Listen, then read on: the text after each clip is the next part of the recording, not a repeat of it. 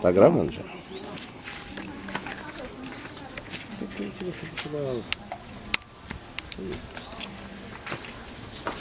Como é o nome desse santuário aqui mesmo? Santuário de Nossa Senhora das Dores. Nós estamos subindo a escadaria aqui no Mulungu, São Miguel. dedicada a São Miguel Arcanjo. São Miguel Arcanjo, defendei-nos no combate. Seja o nosso refúgio contra as ciladas do demônio. Ordene-lhe Deus, instantaneamente pedimos.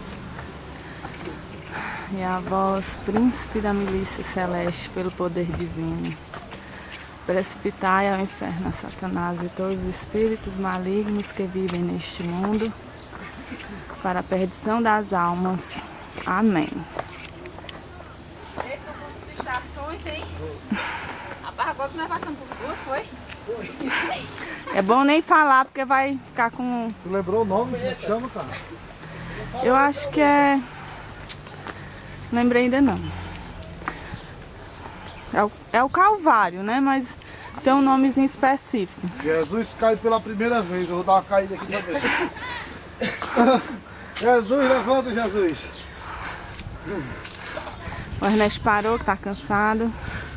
Que ele tá pegando a cruz pequenininha dele. Ah, tá bom, tá já. Vai subindo, vai subindo. É. Mamãe tá aqui, amor. Vamos. Jesus, você encontra sua Até mãe. os dois cansaram.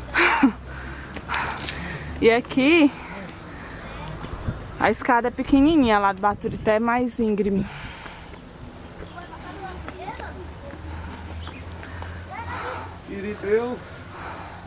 Sirineu ajuda Jesus. Sirineu.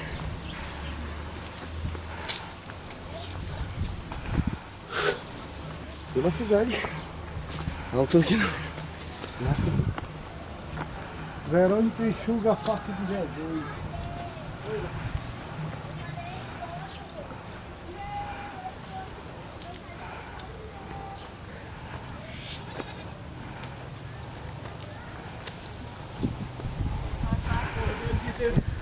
Tem de verdade só isso.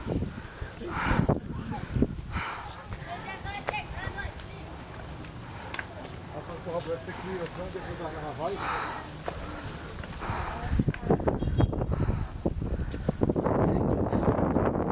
Nós oferecemos este pequeno mimo, esse pequeno sacrifício pela fraqueza dos nossos pecados. Tem piedade de nós.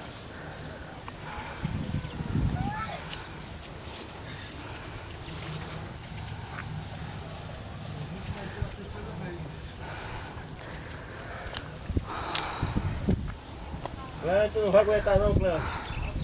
Se senta aí.